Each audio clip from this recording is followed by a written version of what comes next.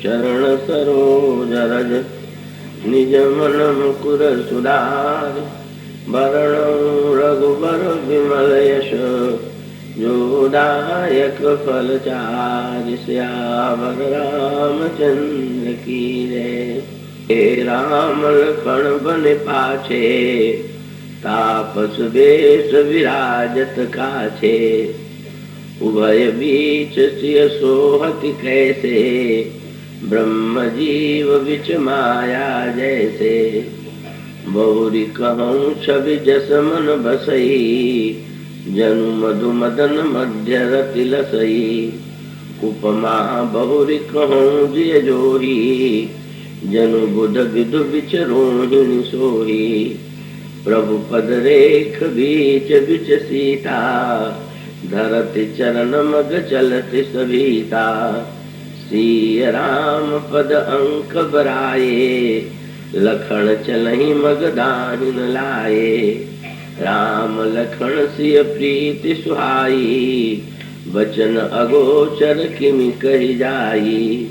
खग मृग मगन देखि छवि होही लिए चोरी चित राम बटोही।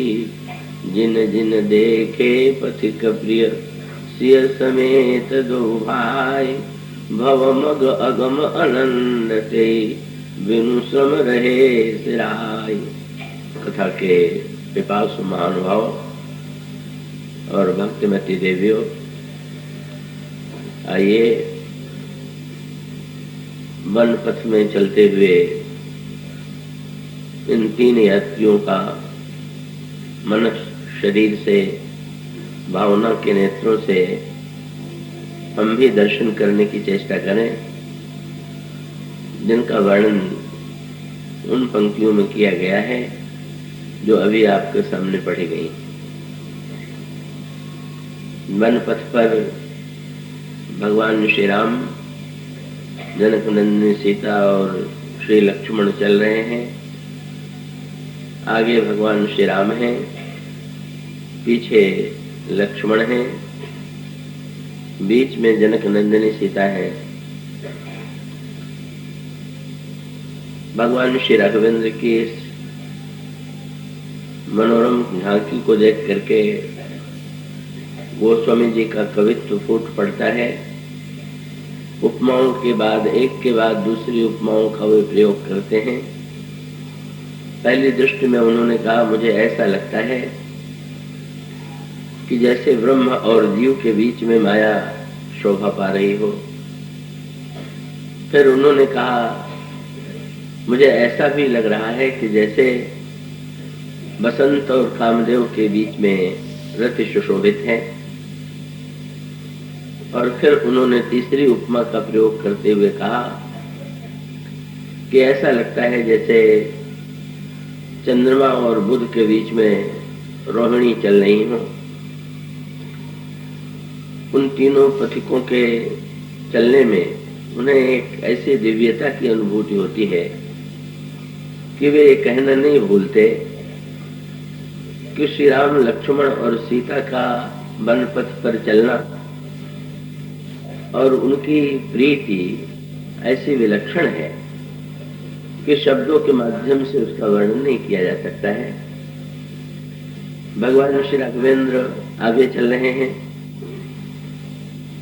जनक नंदिनी सीता पीछे भगवान श्री राम के पीछे हैं और उनकी दृष्टि निरंतर नीचे की ओर है, जहां पर पृथ्वी पर चलते हुए भगवान राम के चरण चिन्ह अंकित हो गए हैं। जनक नंदिनी सीता को निरंतर यह चिंता बनी रहती है कि कहीं ऐसा न हो कि मेरे चरण रख देने से प्रभु के चरण के द्वारा जो रेखाएं बनी हैं वे मिट जाएं। और भगवान राम और श्री सीता जी के पीछे लक्ष्मण जी दोनों को दाहिनी ओर करके चल रहे हैं और उनकी दृष्टि भी नीचे चरणों की ओर है। उनकी दृष्टि भगवान राम और श्री सीता जी की चरण रेखाओं पर जाती है और वे निरंतर सावधानी से चलते हुए इसका ध्यान रखते हैं कि कहीं उनके द्वारा भगवान राम या श्री सीता जी के द्वारा चरणों के द्वारा जो अंकित रेखाएं हैं वो मिट न जाए। गोस्वामी जी ने ये कहा कि इन तीनों पथिकों का दर्शन करते हुए मनुष्यों की तो बात क्या है, पशु पक्षी भी उस सौंदर्य में निमग्न हो जाते हैं। और अंत में इस झांकी का फल बताते हुए वे कहते हैं कि जिन लोगों ने भगवान श्री राम, श्री सीता और लक्ष्मण को वन पथ में चलते देखा, उन्होंने संसार पथ को बड़ी सरलता से पार कर लिया। और उसके साथ साथ वे वर्तमान काल के व्यक्तियों को भी आश्वासन देते हुए कहते हैं कि आज भी इस दोहे के बाद उन्होंने ये वर्णन जब उन्होंने ये किया कि जिन लोगों ने भगवान श्री राम की इस झांकी को देखा, उन्हें संसार पथ को उन्होंने बड़ी सरलता से पार कर लिया, तो वर्तमान युग में जो पढ़ने या सुनने वाले व्यक्तियों को निराशा हुई कि भगवान श्री राम तो त्रेता युग में वन पथ पर गए थे और उस समय स्त्री पुरुषों ने उन्हें देखा और उन्होंने संसार पथ को बड़ी सरलता से पार कर लिया, पर आज तो हम उस झांकी का दर्शन करने में असमर्थ हैं। और तब हम सब लोगों को आश्वस्त करते हुए गोस्वामी जी एक शब्द जोड़ देते हैं, अजहू, आज भी अजहू जासु उर सपने हूँ काऊ, बसही लखन सिय राम बटाऊ। आज के युग में भी, और जागृत की तो बात क्या है, स्वप्न में भी जिनके हृदय में ये तीनों पथिक निवास करते हैं, वो व्यक्ति राम धाम पथ पाई सोई, जो पथ पाव कबहु मुनि कोई। जो पथ मुनियों के पालने के लिए पाना कठिन है, उस पथ को पाकर के व्यक्ति भगवान श्री राम के धाम में प्रवेश करता है। ये है संक्षेप में झांकी की पंक्तियों का अर्थ। आइए अब क्रमशः उन शब्दों पर दृष्टि डालें। चलने के क्रम में सबसे पहले है आगे राम। भगवान श्री राघवेंद्र आगे हैं। इसको अगर वेदांत की दृष्टि से इस पर विचार करें तो एक बात की ओर मैं आपका ध्यान आकृष्ट करूंगा। तो वस्तुतः अगर तुलसीदास जी के स्थान पर कोई अन्य साधारण कवि होता तो वो लिखता कि भगवान राम के पीछे सीता जी और सीता जी के पीछे लक्ष्मण है। पर गोस्वामी जी की शब्द रचना पर आप दृष्टि डालिए। उन्होंने ये कहा कि आगे श्री राम है और पीछे लक्ष्मण और बीच में सीता है। तो बड़ी विचित्र सी बात लगती है कि आगे राम के पश्चात उन्होंने श्री राम के ठीक पीछे जो चल रही हैं उनका वर्णन न करके सबसे पीछे चलने वाले लक्ष्मण जी को पीछे लिखा। इसका अभिप्राय क्या है? तो देखें, इसका तात्पर्य यह है कि गोस्वामी जी आगे चल करके ये कहते हैं कि ऐसा लग रहा है कि जैसे जीव और ब्रह्म के बीच में माया। और इसका अभिप्राय क्या है कि वे वस्तुतः इन पंक्तियों में ब्रह्म और जीव की एक सांकेतिक परिभाषा भी हमारे सामने रखते हैं। और वो सांकेतिक परिभाषा क्या है? श्री सीता जी हैं केंद्र में, वे हैं मध्य में माया, लक्ष्मण जी उनके पीछे हैं और श्री राम उनके आगे। क्या अभिप्राय? अगर सरल शब्दों में जीव और ब्रह्म की परिभाषा करें तो जीव और ब्रह्म की परिभाषा मानो यही है। जीव कौन है? बोले जिसके पीछे, जिसके आगे माया। और ब्रह्म कौन है? बोले जो माया के आगे। माया के जो पीछे है वो जीव है और माया के आगे जो है वो ब्रह्म है। कई इसलिए मानो इस शब्द रचना के पीछे वे अपनी जो सैद्धांतिक बात कहना चाहते हैं इसकी ओर भी उन्होंने ध्यान आकृष्ट किया। प्रकृति पार ब्रह्म की जहाँ परिभाषा की गई वहां कहा गया प्रकृति पार प्रभु सब गुरबासी ब्रह्म निरीह विरज अविनाशी। गोस्वामी जी ने इसी सिद्धांत की रक्षा के लिए ये न कह करके कि भगवान राम के पीछे सीता है, सीता के पीछे लक्ष्मण है, उन्होंने कहा सीता ही केंद्र में है और उनके आगे और पीछे ब्रह्म और जीव दिखाई देते हैं। ब्रह्म जीव और माया के संकेत के संदर्भ में एक बड़े ही मधुर प्रसंग की ओर ध्यान जाता है कि जब भगवान श्री राघवेंद्र महर्षि विश्वामित्र के साथ जनकपुर पधारे और महर्षि विश्वामित्र के पास वे विराजमान थे, का उस समय लक्ष्मण जी के हृदय में एक लालसा उत्पन्न हुई। वो स्वामी जी ने लिखा, लखन हृदय लालसा विसेखी, जाई जनकपुर आइए देखी। लक्ष्मण जी के हृदय में एक तीव्र लालसा उत्पन्न हुई कि जाकर के जरा इस विदेह नगरी को, महाराज श्री जनक की नगरी को मैं देख तो आऊं। तो अपने आप में बड़ी अद्भुत सी बात है, क्योंकि लक्ष्मण की जो दृष्टि है वो निरंतर भगवान श्री राम के चरणों की ओर ही रहती है। गोस्वामी जी ने तो ये कहा कि 14 वर्ष तक श्री लक्ष्मण जी निरंतर भगवान राम और श्री सीता जी के चरणों की ओर ही देखते रहे और उन्हें उस चरणों के दर्शन में इतने दिव्य रस की अनुभूति हुई कि उनको कभी 14 वर्षों में किसी अन्य व्यक्ति की याद आई ही नहीं। छिन छिन लखी सिय राम पद, जानी आप पर नेह, करतन सपने हूं लखन चित, बंधु मातु पितु गए। लक्ष्मण जी की भगवान श्री राम के चरणों में इतनी तीव्र आसक्ति है, इतनी तीव्र प्रीति है कि श्री राम के चरणों को देखकर छोड़ करके कुछ अन्य देखने की लालसा उनके अंतःकरण में कभी हो सकती है, ऐसी कल्पना करना भी कठिन। पर गोस्वामी जी ने कहा कि नहीं, आज कुछ विचित्र सी स्थिति दिखाई दे रही है कि जब लक्ष्मण जी के हृदय में न केवल लालसा उत्पन्न हुई अपितु विशेष लालसा उत्पन्न हुई। और वो विशेष लालसा क्या उत्पन्न हुई कि जाकर के जनकपुर देखा। लेकिन उनकी मनस्थिति का वर्णन करते हुए गोस्वामी जी ने कहा, प्रभु भय बहुरी मुनि सकुचाही, प्रकट न कहीं मन ही मुस्काए। लक्ष्मण जी अपने अंतःकरण की लालसा के होते हुए भी उन्हें लगा कि क्या प्रभु के समक्ष ये कहना कि मैं नगर देखने के लिए जाना चाहता हूँ, यह उचित है क्या? महर्षि विश्वामित्र का भी संकोच लग रहा है कि गुरुदेव ये कहेंगे कि सत्संग छोड़ करके, कुछ बड़ी विचित्र सी बात है। साक्षात भगवान राम और महान संत विश्वामित्र और इन दोनों को छोड़ करके नगर दर्शन की लालसा, और वो भी लक्ष्मण जी जैसे व्यक्ति के अंतःकरण में, अपने आप में एक अद्भुत आश्चर्य।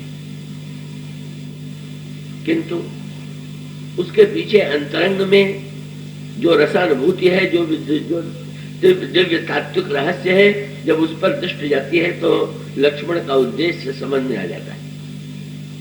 गोस्वामी जी ने कहा कि लक्ष्मण जी ने अपने अंतःकरण की भावना को सामने शब्दों में व्यक्त नहीं होने दिया, किंतु लक्ष्मण जी के अंतःकरण की लालसा को प्रभु जो है, लखन हृदय लालसा विसेखी, जाई जनकपुर आइए देखी, प्रभु भय बहुरी मुनि सकुचाई, प्रकट न कहीं मन ही मुस्काई, पर राम अनुज मन की गति जानी, और भगत बछलता ही होलसानी।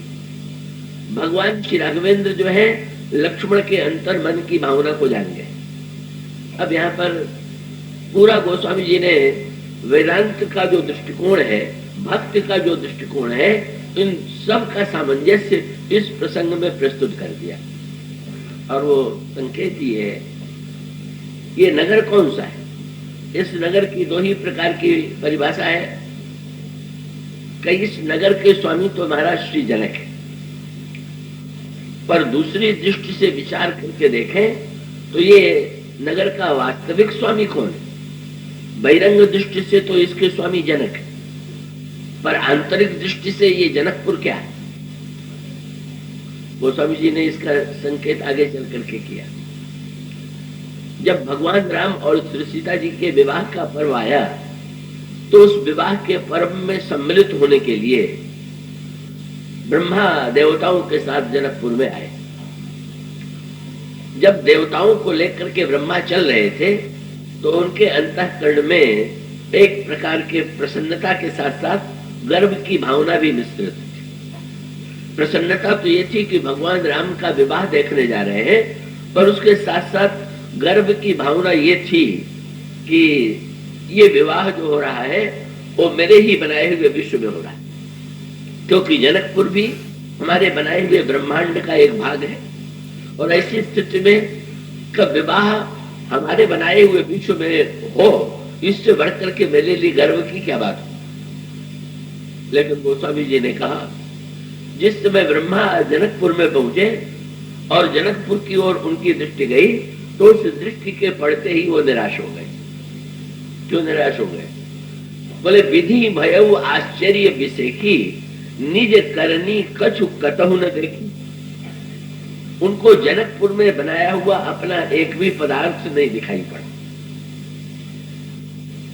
बस गोस्वामी जी ने मानो दो पक्षों का संकेत कर दिया। बोले, ऐतिहासिक संदर्भ में भौतिक दृष्टि से देखें तो ये महाराज श्री जनक का राज्य है, महाराज श्री जनक का नगर है। पर अगर ये केवल महाराज जनक का नगर होता तो ब्रह्मा की सृष्टि के अंतर्गत सारी सृष्टियां जब सारी वस्तुएं जब ब्रह्मा के द्वारा निर्मित हैं तो फिर ऐसी परिस्थिति में जनकपुर की वस्तुएं भी तो ब्रह्मा के द्वारा ही निर्मित होती, पर ब्रह्मा के द्वारा निर्मित नहीं। तो ब्रह्मा के द्वारा निर्मित नहीं है तो फिर किसने निर्माण किया है? किसका निर्माण है? का ब्रह्मा का मुख कुछ उदास हो, ब्रह्मा के मुख पर कुछ उदासी के चिन्ह, आश्चर्य के चिन्ह आ गए। भगवान शंकर ने दूर से ब्रह्मा की ओर देखा और भगवान शंकर मन ही मन हंसे। क्या सोच करके आए? हंसे। भगवान शंकर को ये सोच करके हंसी आई कि कभी कभी व्यक्ति का कर्तृत्व जो है उसको कहां पहुंचा देता है। क्या? बोले, आए तो थे विवाह देखने और देखने लगे अपनी करनी। जहां जो देखने आए थे उस पर दृष्टि न रख करके अपने कर्तृत्व में दृष्टि से मिल गए। ब्रह्मा की ओर देख करके मुस्कुराए और मुस्कुराहट में संकेत ये कि संसार में तो आप जहां जाते हैं वहां अपना बनाया हुआ संसार देखते ही है, लेकिन जनकपुर में आकर के आप ये मत देखिए कि मैंने क्या बनाया है, अपितु यहाँ आकर के तो देखिए कि मुझे किसने बनाया है। बस अंतर इतना है। इसका अभिप्राय है कि दो पक्ष है।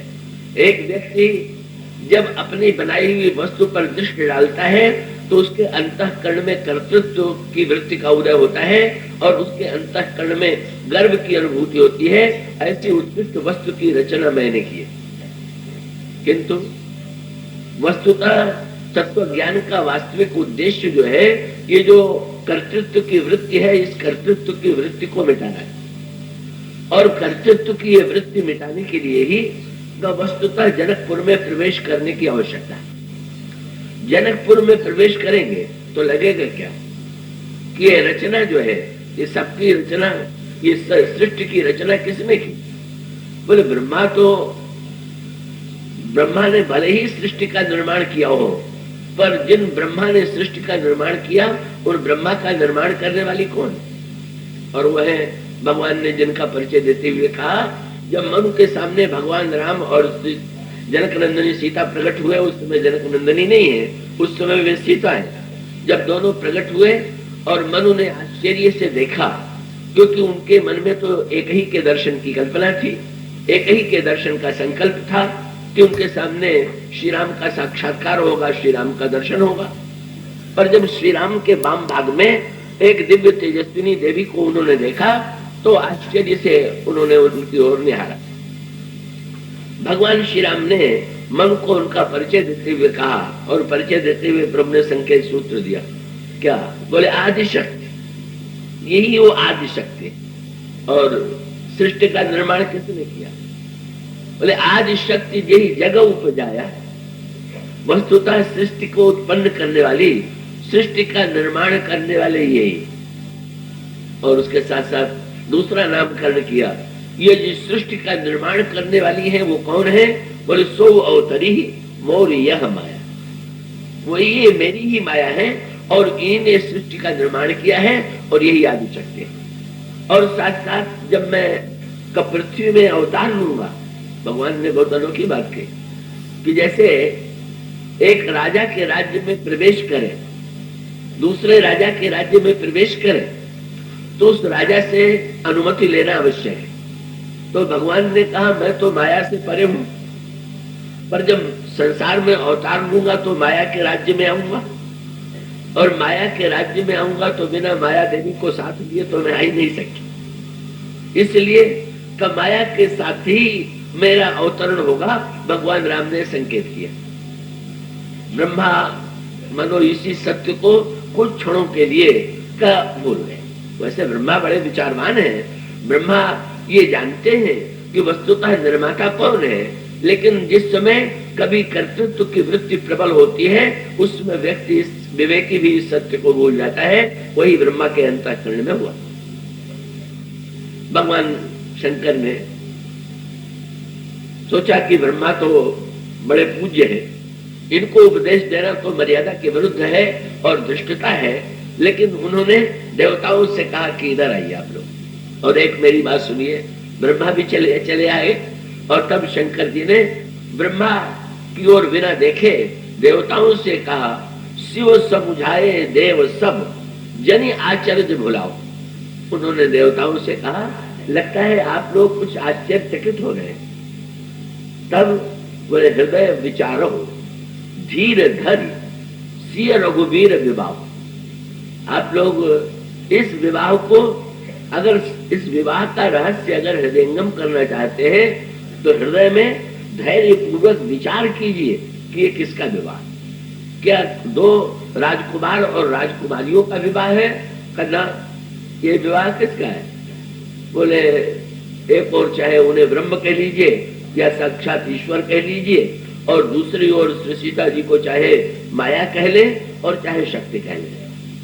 और उसका अभिप्राय क्या कि इस परिणय का जो उद्देश्य है, इस परिणय का अभिप्राय ये है कि व्यक्ति के अंतःकरण में कर्तृत्व का अभिमान मिटे और कर्तृत्व का अभिमान मिट करके व्यक्ति को सच्चे तत्व ज्ञान का या सच्ची भक्ति की उपलब्धि। इसलिए इस प्रसंग में वही बात जो मैं कहता हूं कि ब्रह्मा की और ब्रह्मा की दशा उसी प्रकार की हो गई जैसे किसी बालक ने अपने माता पिता के विवाह के समय के चित्र देखे और बालक के अंतःकरण में माता का चित्र देख करके, पिता का चित्र देख करके, मंडप में और बारातियों का चित्र देख करके बड़ी प्रसन्नता हुई। पर प्रसन्नता के बाद बालक कुछ उदास हो गया। किसी ने पूछा पहले तो तुम चित्र देख करके बड़े प्रसन्न हुए, अब उदास कैसे हो गए? बालक ने कहा इसमें सबका चित्र है पर मेरा चित्र तो है ही नहीं। तो फिर बताया गया कि इसी से तो तुमको ये भ्रम नहीं हो जाना चाहिए कि तुम सदा से थे, तुम पहले नहीं थे। इस चित्र के माध्यम से ही तुम्हें ये ज्ञात होगा कि यदि ये विवाह न हुआ होता तो तुम्हारा जन्म न होता। भगवान शंकर ने मानो ब्रह्मा से विरोध किया कि अभी तो विवाह हो रहा है शक्ति और ईश्वर का, और जब विवाह हो जाएगा तब तुम्हारा जन्म होगा और तब तुम संसार बनाओगे। अभी तुम कहां, अब तुम अपने आप को यहाँ कहां ढूंढ रहे हो? निज करनी कछुकतो न देखी। तो गोस्वामी जी ने जनकपुर के प्रसंग को एक दार्शनिक रूप दिया, और दार्शनिक रूप देख करके एक यहाँ पर गोस्वामी जी बताना क्या चाहते हैं, माया शब्द जो है का अभिप्राय ये है, माया के बहुत प्रकार से उसकी व्याख्या की गई है, बहुत प्रकार से अर्थ बताया गया है, पर एक माया की व्याख्या ये है मां या माने जो, मां माने नहीं, जो नहीं। बड़ी अद्भुत परिभाषा है। जो है नहीं और जो है इतना कब। दूसरी परिभाषा की गई बोले अनिर्वचनीय माया। माया अनिर्वचनीय है। क्यों अनिर्वचनीय क्यों है भाई? उन्होंने कहा अगर ये कहें कि माया है तो माया शब्द का अर्थ ही नहीं रह जाता। माया का अर्थ ही है कि जो नहीं है। पर जब ये कहें कि ये सारे विश्व का निर्माण माया ने किया, तो जो नहीं है उसने सबका निर्माण किया, ये कहते भी नहीं बनता। इसलिए उन्होंने कहा कि माया के संदर्भ में तो यही कहना उपयुक्त है कि ये व्यक्ति के वचनों से परे। भगवान गीता में अर्जुन को उपदेश देते हुए कहते हैं, देवी हेषा गुणमयी मम माया दुरत्यया मामे वे प्रपद्यन्ते माया मेताम तरन्ते। भगवान गीता में जिस तत्व की ओर संकेत करते हैं, मानो सांकेतिक भाषा ये है कि जनकपुर के विवाह का प्रसंग माया के रहस्य का उद्घाटन करने के लिए, माया के स्वरूप का उद्घाटन करने के लिए। और लक्ष्मण जी इस समय उनके अंतःकरण में जो अभिलाषा है, मानो माया के दिव्य नगरी को देखने की अभिलाषा, माया के दिव्य नगरी को देखने की आकांक्षा का वस्तुतः इसके पीछे लक्ष्मण जी का उद्देश्य बड़ा दूरगामी था। और वो दूरगामी उद्देश्य विश्वामित्र के शब्दों में बाद में प्रकट हुआ। गोस्वामी जी ने एक दूसरा संकेत किया कि निर्गुण निराकार के संदर्भ में तो ये माया का नगर है, और श्री लक्ष्मण निरंतर ब्रह्म का साक्षात्कार करते हैं।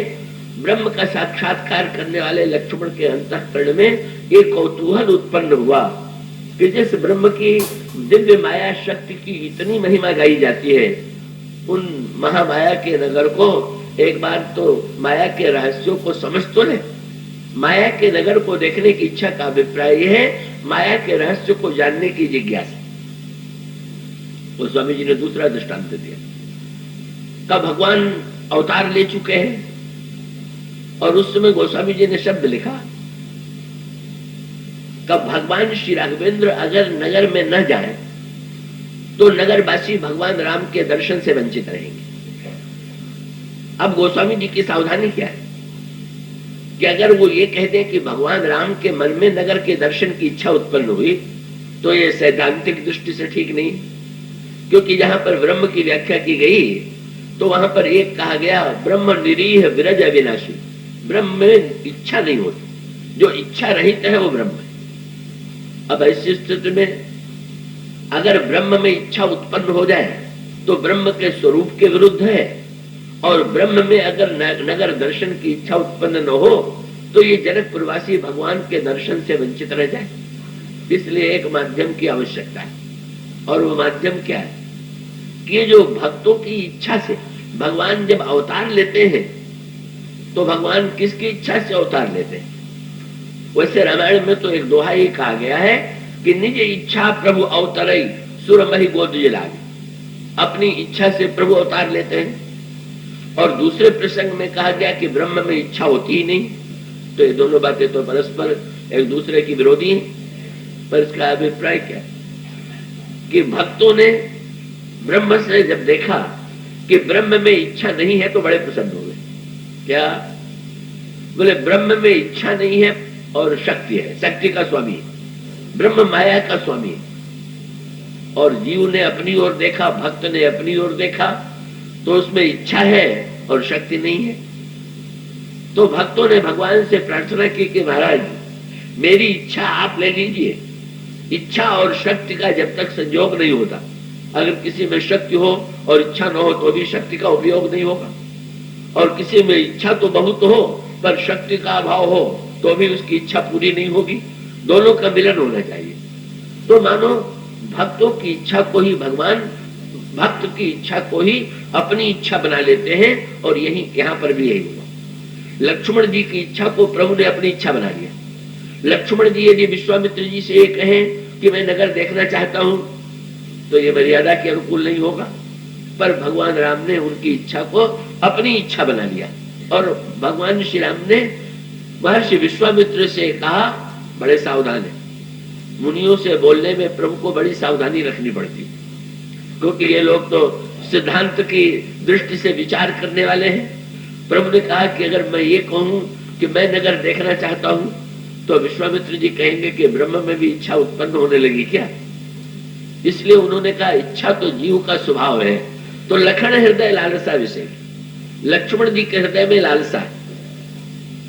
तो बोले नाथ लखन पूरा देखना चाहिए। विश्वामित्र जी ने पूछा, राम क्या बात है? उन्होंने कहा, महाराज लक्ष्मण जी नगर देखना चाहते हैं। तो नगर देखना चाहते हैं पर वे तो नहीं बोल रहे। तो गोस्वामी जी ने एक बड़ा सुंदर शब्द दिया, गाय में दूध है पर दूध देने की इच्छा उसमें नहीं। गाय स्वयं ये इच्छुक नहीं है कि मैं दूध दूं, और बछड़े में, लोगों में दूध पाने की इच्छा है, पर वे चाहते भी है तो गाय दूध नहीं देगी। तो उन्होंने पता लगाया कि कोई ऐसा है क्या कि जो गाय में दूध देने की इच्छा उत्पन्न कर दे। और तब उन्होंने गाय के बछड़े को समझ लिया कि स्वयं तो गाय में दूध देने की इच्छा नहीं होती है, पर अपने बछड़े को देखते ही उसके स्तनों में दूध उमड़ आता है, और तब अगर दूध पाना है तो बछड़े के बहाने ही दूध मिलेगा।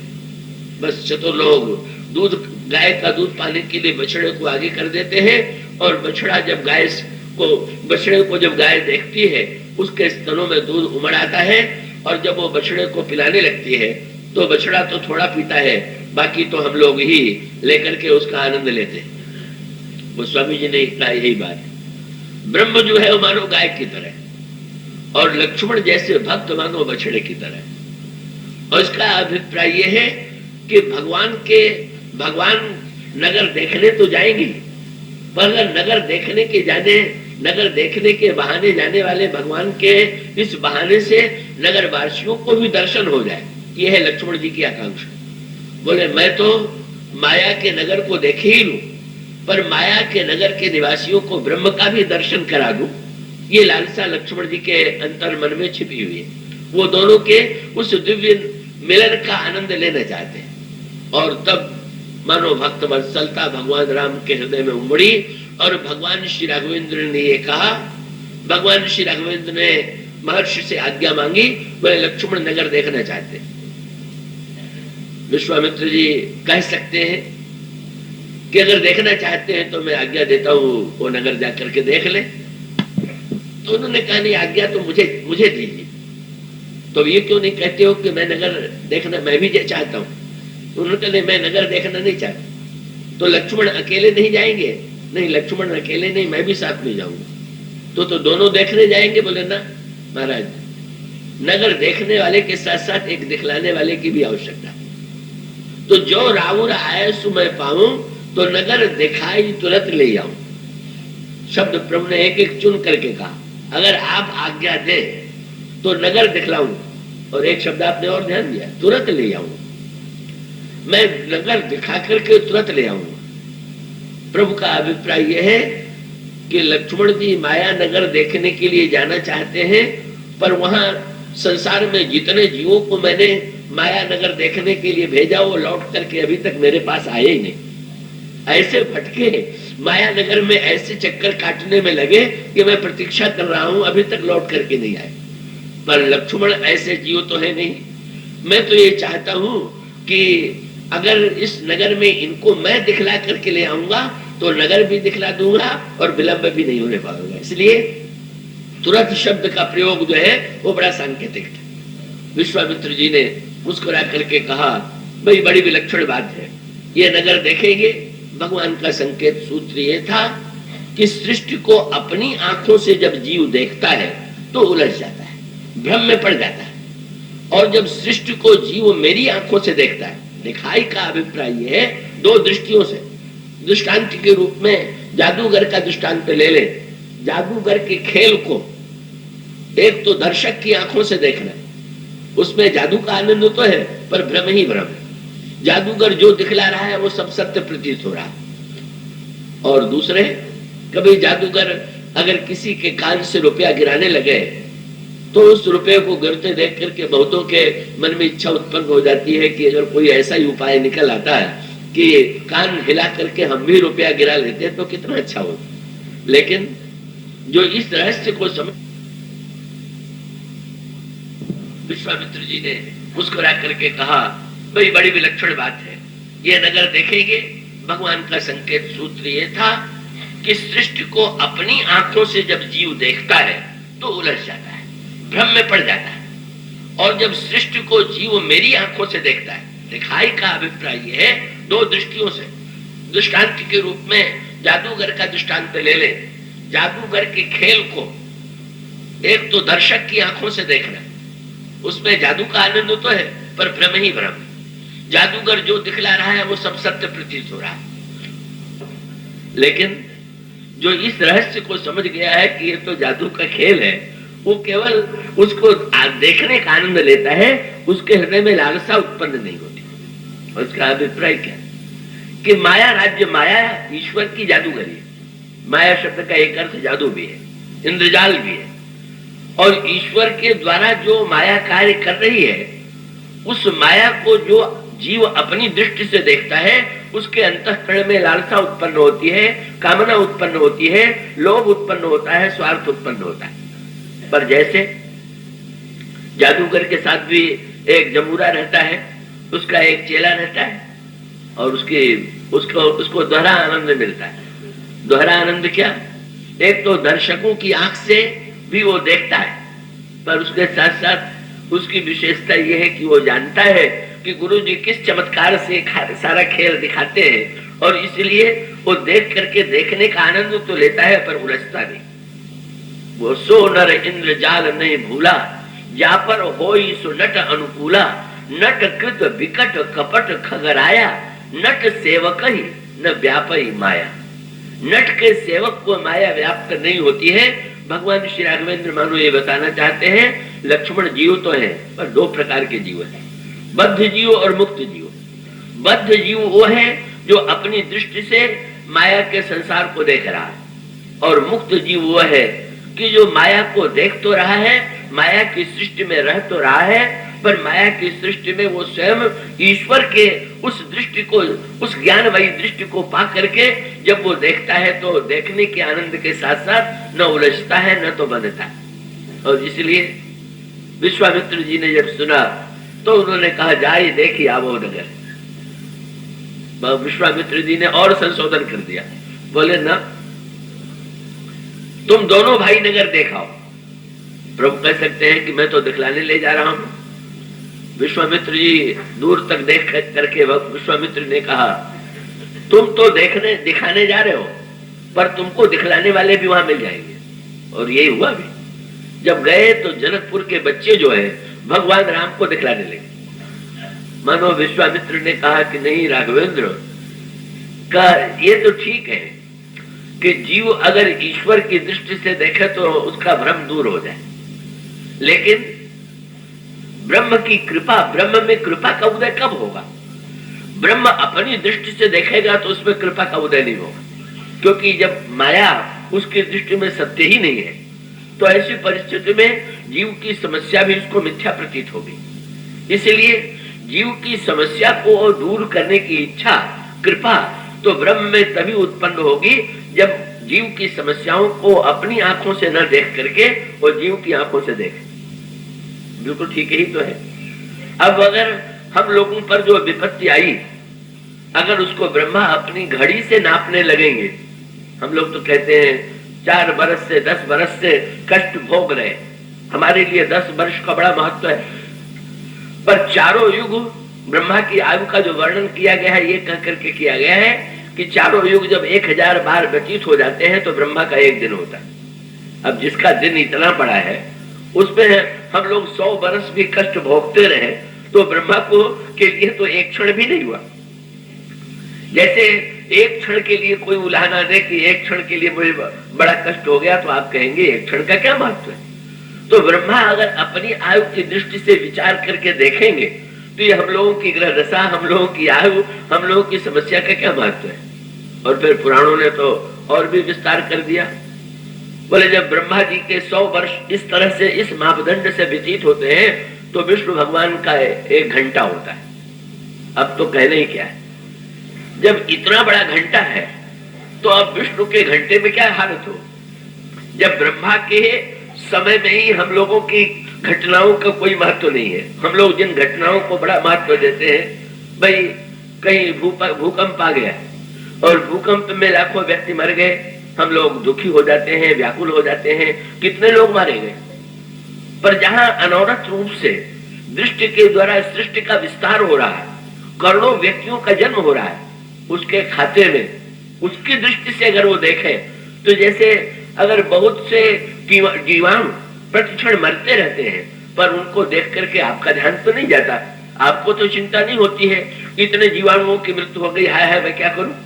कैसी प्रकार से अगर वो पुराणों में जो इंद्र ब्रह्मा विष्णु इनके समय के मापदंड का वर्णन किया गया है, उस समय के मापदंड से अगर विचार करके देखें तो जीव की समस्याओं का कोई अर्थ ही नहीं। तो समस्याओं का अर्थ कब होगा? इसीलिए भक्तों ने भगवान से कहा कि महाराज ऊपर बैठे बैठे अगर अपनी घड़ी से हम लोगों को देखिएगा तो आपके लिए न रावण का कोई महत्व है, न रावण की आयु का कोई महत्व है, न रावण के द्वारा किए जाने कोई अत्याचार का कोई महत्व है। आपके लिए तो हंसी खेल की बात है, लेकिन हम लोगों का समय कितना व्यतीत हो रहा है। हनुमान जी जब लंका से लौट करके आए और सीता जी की विपत्ति सुनाने लगे तो प्रभु ने हनुमान जी की परीक्षा लेने के लिए कहा, हनुमान लंका में सीता 10 ही महीने से तो है। तो हनुमान जी ने तुरंत कहा कि प्रभु आप 10 महीने कह रहे हैं ये हम लोगों की घड़ी से, पर सीता जी की घड़ी से तो विचार कीजिए।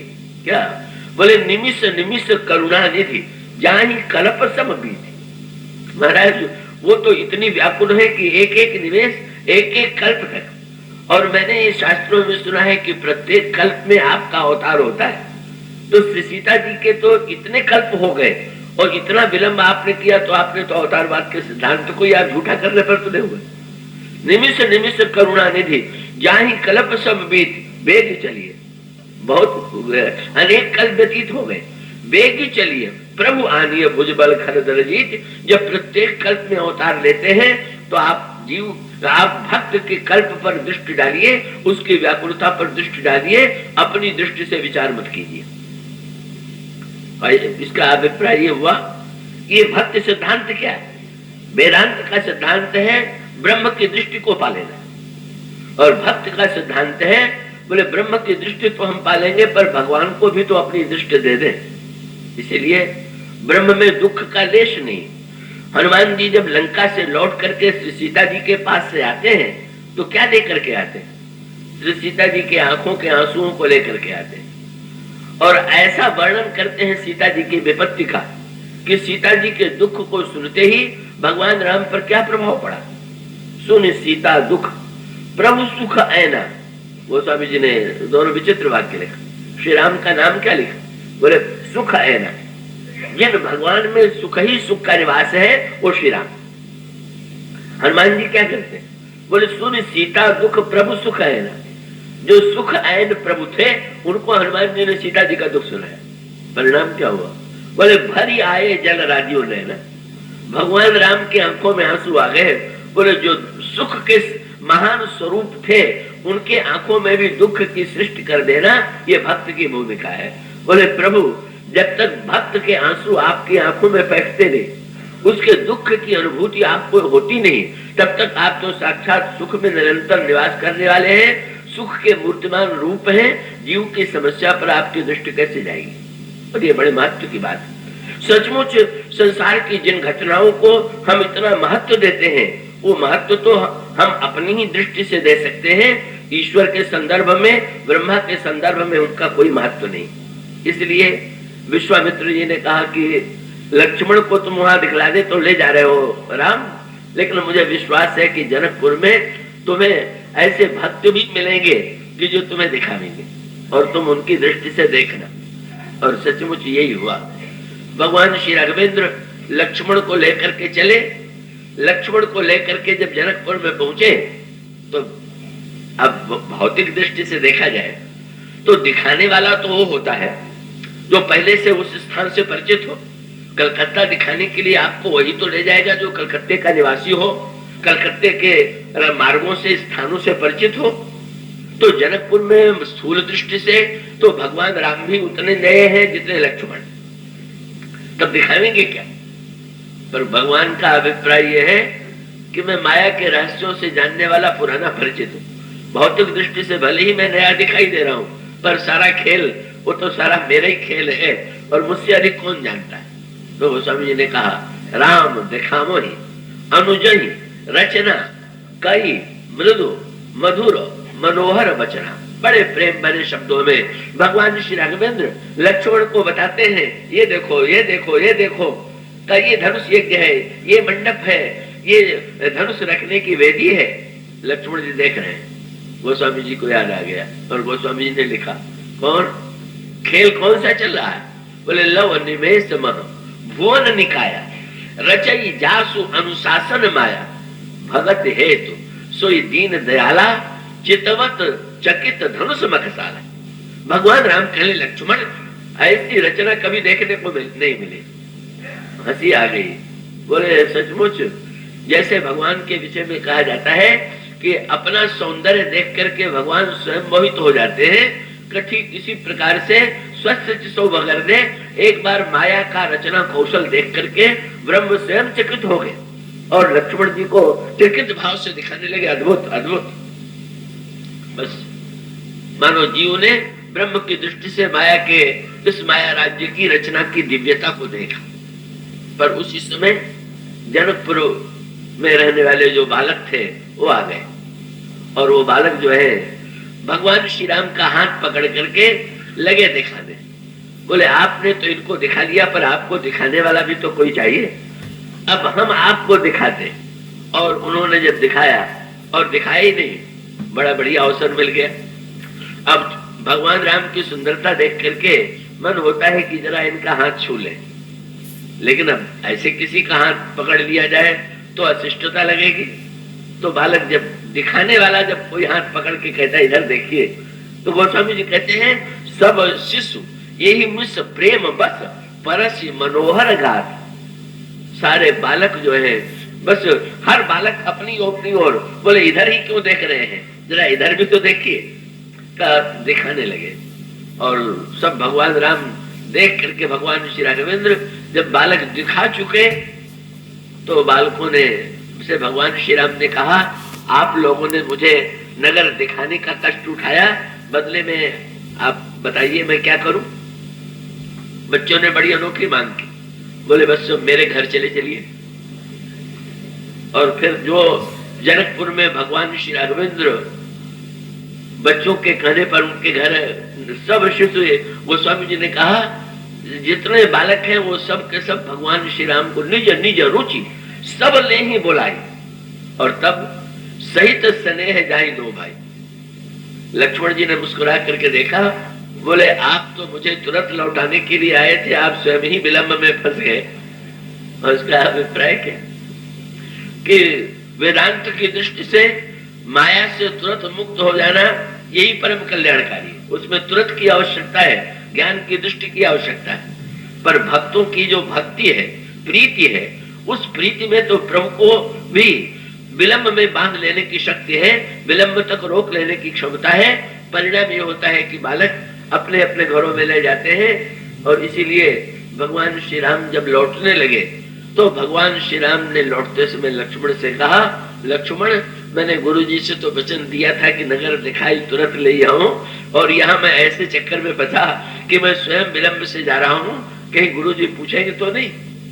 लक्ष्मण जी ने कहा पूछेंगे नहीं, गुरुजी तो पहले से जानते थे, क्योंकि गुरुजी ने पहले श्री राम से कह दिया था। जब भगवान राम ने कहा तुरंत ले आओ तो उन्होंने कहा कि यह वचन मैं नहीं मानती। क्यों? भगवान राम से उन्होंने कहा, सुनि मुनि से कह वचन सप्रीति, कसन राम तुम राखो नीति, धर्म से तो पालक तुम ताता। राम तुमने मुझसे आज्ञा मांगी है तो ये तो तुम्हारे लिए उचित है, तुम मर्यादा की रक्षा करने वाले हो, इसलिए तुम्हारा मुझसे पूछना स्वाभाविक है। और इसलिए तुमने आज्ञा मुझसे मांगी और मैंने दिया। लेकिन जो तुमने ये कह दिया कि मैं तुरंत ले आऊं, उससे मैं छुट्टी दे देता हूं अभी से। क्यों? बोले यहाँ तो तुम मर्यादा पुरुषोत्तम बन के जा रहे हो, पर वहां तुम्हारा एक दूसरा रूप बदल जाएगा। और एक ही पंक्ति में विश्वामित्र जी ने दोनों की ओर संकेत किया। विश्वामित्र जी ने कहा, सुनि मुनि से कह वचन सप्रीति, कसन राम तुम राखो नीति, धर्म से तू पालक तुम ताता, लेकिन प्रेम विवश स्वतंत्र थोड़ी हो। यहाँ की मर्यादा की बात यही तक है। जब प्रेम में प्रेम की पराधीनता आवेगी तो बोले प्रेम विवश सेवक सुखदाता, तो अच्छा यही रहेगा। कि यहाँ धर्म सेतु पालक बने रहो और जनकपुर में प्रेम विवश सुखदाता बन करके, मुझे कोई आपत्ति नहीं। भगवान श्री राघवेंद्र आकर के गुरु वशिष्ठ के चरणों, महर्षि विश्वामित्र के चरणों में नत होते हैं, मानो भगवान ने दिव्य माया का रहस्य भक्त को बताया, भक्त ने उस रहस्य का आनंद लिया और धन्य हो गया।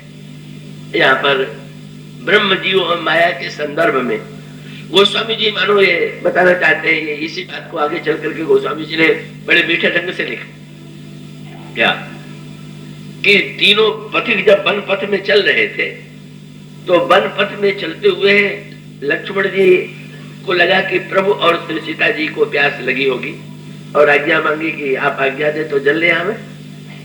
और जब जल लेने के लिए गए तो कुछ विलंब हुआ, तो श्री सीता जी ने प्रभु से ये कहा कि जल को गए लखन है लरिका।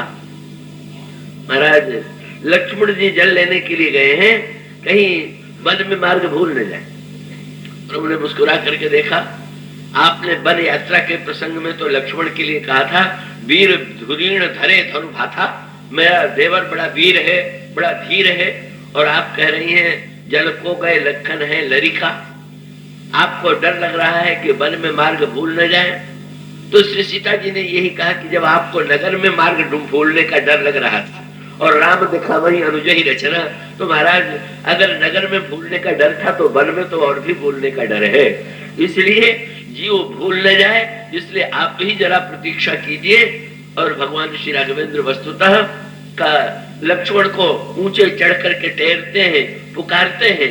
इस प्रकार का मधुर चित्र वो स्वामी जी का सांकेतिक अभिप्राय ये है कि यहाँ पर अद्भुत दृश्य है। बस परिभाषा ये है कि केंद्र में है माया, माया से परे जो है वो ब्रह्म, माया से जो पीछे है वो जीव, पर जीव बड़ा चतुर है, वो बद्ध नहीं है, मुक्त है। क्यों? अगर वो सीता जी के ठीक पीछे पीछे चले तो केवल सीता जी दिखाई देंगी, श्री राम का दिखाई देना बंद होगा। पर श्री लक्ष्मण जी इतने चतुर चलने वाले हैं कि राम, गोस्वामी जी ने कहा सी राम पद अंक बराए लखन चलही मग दाहिने लाए। तो आगे राम लखन पूरे पाछे में वेदांत की दृष्टि से आगे और पीछे का संकेत, उसके बाद की चर्चा हम कल करेंगे। आज इतना आप लोग कृपया विलंब से आते हैं, प्रारंभ से आकर के ही आप कथा का पूरा आनंद ले सकते हैं। बोलिए सियावर राम।